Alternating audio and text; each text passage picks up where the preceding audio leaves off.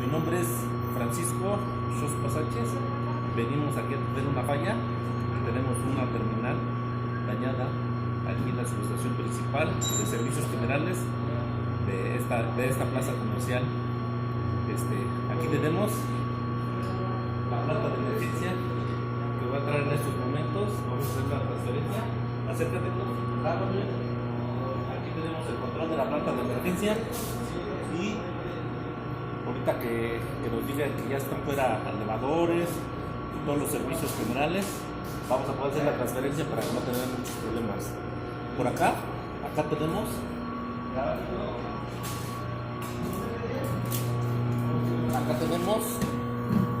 la falla.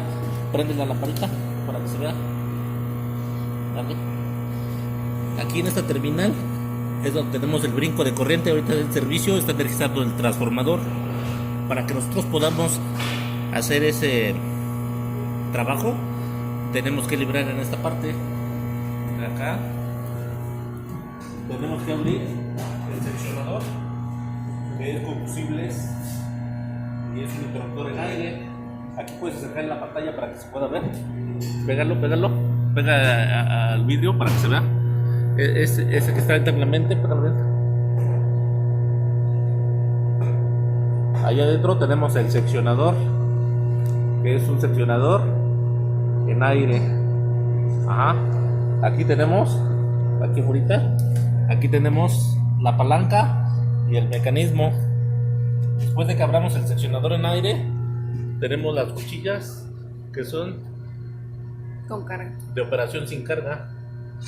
¿Sí? Ahorita la tenemos en posición cerrado y luego vamos a poner en posición de abierto. Y aquí adentro podemos ver las cuchillas. Y